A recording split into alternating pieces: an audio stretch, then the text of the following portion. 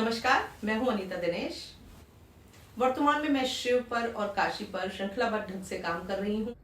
Soul of the sacred city Banaras श्रृंखला के अंतर्गत मैंने ये पेंटिंग बनाई थी। पृष्ठभूमि में जो आप पेंटिंग देख रहे हैं वो मेरी ही बनाई एक पेंटिंग है जिसका शीर्षक मैंने रखा है गुप्त काशी।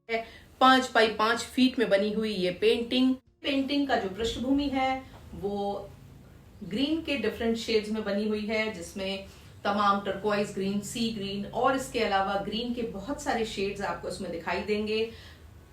इस पेंटिंग में बेस में मैंने ग्रे कलर को इस्तेमाल किया है और इसके साथ ही साथ ऊपर की तरफ ग्रीन के डिफरेंट शेड्स की कोटिंग की गई है, जिसमें कि sea green, aqua green, turquoise green और भी ग्रीन के बहुत सारे शेड्स और टिंट्स इसमें यूज हुए हैं।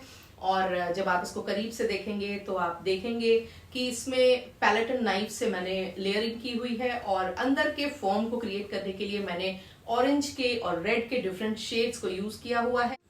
इसमें जो फॉर्म दिखेंगे उसमें स्क्वायर फॉर्म्स और सर्कल्स का यूज किया गया है और पेंटिंग का जो सेंटर पॉइंट है, ये जो सर्कल है ये पृथ्वी का प्रतीक है। तीनों ही काशी दिखाने के लिए मैंने 3 अलग अलग रंगों का प्रयोग किया हुआ है।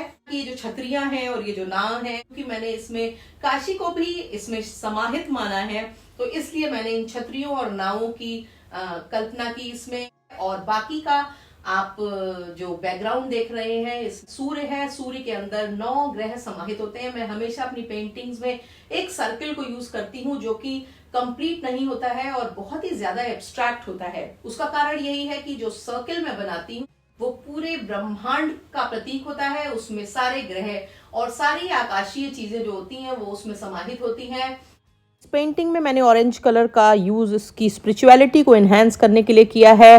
ब्लैक कलर मिस्ट्री का प्रतीक है, वो इस पेंटिंग में मिस्ट्री के एलिमेंट को बढ़ाता है और इसके साथ ही साथ वो नेगेटिव जो एलिमेंट्स होते हैं, जो नेगेटिव शक्तियां हैं, उनका प्रतीक है। और इसके साथ ही साथ फाइन लाइंस और क्रॉस हैचिंग का यूज इसमें पेंटिंग में टेक्सचर, कैरेक्टर को तो ऐड करने के लिए किया ही गया है, साथ ही साथ वो लोगों को रिप्रेजेंट करने के लिए किया गया है।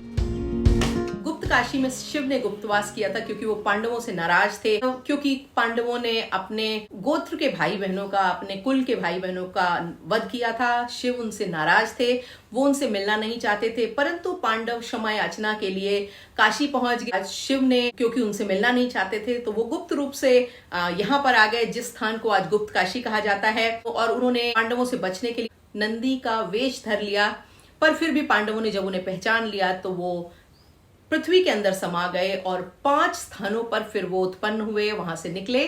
और इन सभी स्थानों को पंच केदार कहा जाता है। गुप्त काशी केदारनाथ यात्रा का आखिरी पड़ाव है और से केदारनाथ की दूरी मात्र 45 किलोमीटर रह जाती है। उत्तरांचल की जो मिट्टी है उसमें कण कण में शिव समाये हुए हैं। इतने दिव्य शिवालय वहां पर हैं, इतना कि वहां जाकर के आपके अंदर आध्यात्मिकता का ऐसा संचार होता है कि आप पूरी तरह से शिवमय हो जाते हैं।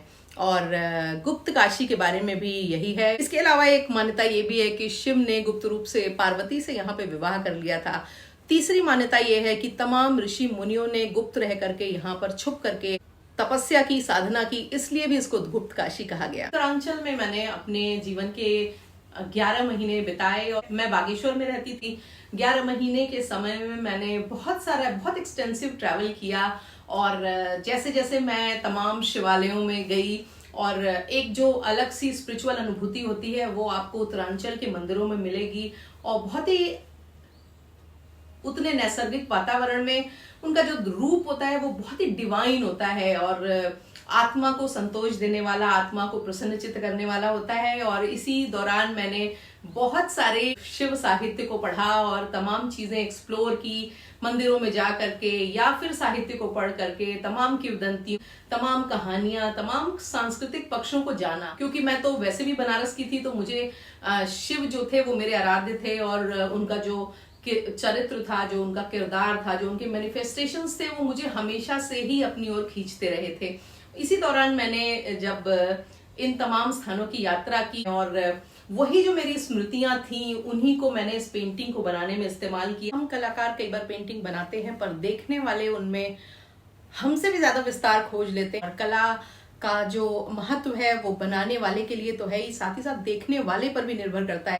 कई बार कलाकार कला को देखने वालों को, कला को समझने वालों की नजर से जब अपनी कला को देखता है तो उसको लगता है कि उसमें और भी ज्यादा विस्तार आ जाता है। तमाम उसमें एलिमेंट्स ऐसे दिखाई देते हैं जो शायद कलाकार ने बनाते समय सोचे भी नहीं होंगे।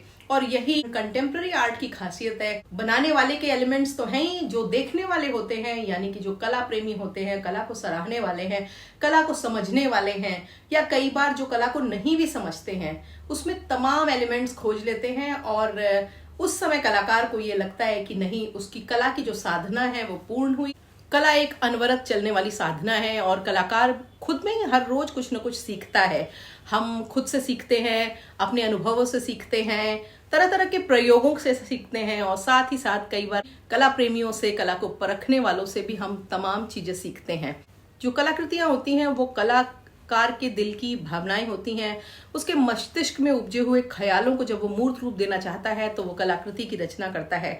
इसलिए कलाकृति कलाकार के व्यक्तित्व का, कलाकार की सोच का, कलाकार की साधना का दर्पण भी होती है। कला की जो महत्ता है वो बनाने वाले से कहीं ज्यादा देखने वाले के ऊपर निर्भर करती है, क्योंकि देखने वाला किस नजरिए से उसको देखता है, किस दृष्टिकोण से उसको देखता है। पैलेट एंड नाइफ से बनाई गई जो पेंटिंग्स होती हैं उनमें एक खासियत होती है, इनमें इतने बेहतरीन टेक्सचर्स और लेयर्स उभर के आते हैं कि ये पेंटिंग में बिना फॉर्म के भी बहुत कुछ कह देते हैं। और जब आप इनको बारीकी से देखेंगे, पास से देखेंगे, तो इतने डायमेंशंस होते हैं इनमें कि आप इनमें खो जाते हैं। और हर लेयर में कुछ न कुछ कहानी होती है, कुछ न कुछ आर्टिस्ट की जो जर्नी होती है वो दिखाई देती है। एक पेंटिंग कलाकार की जर्नी को शो करती है और कला एक ऐसी प्रक्रिया है, जिंदगी भर हम बनाते हैं, जिंदगी भर हम सीखते हैं और अंतिम दिन तक ये जो कारवां है वो चलता रहता है। पेंटिंग्स को देखने के लिए, पेंटिंग्स को जानने के लिए और भविष्य में अगर आपको कला में रुचि है, कला से जुड़ी हुई तकनीक को समझने के लिए आप मेरे चैनल को सब्सक्राइब कर सकते हैं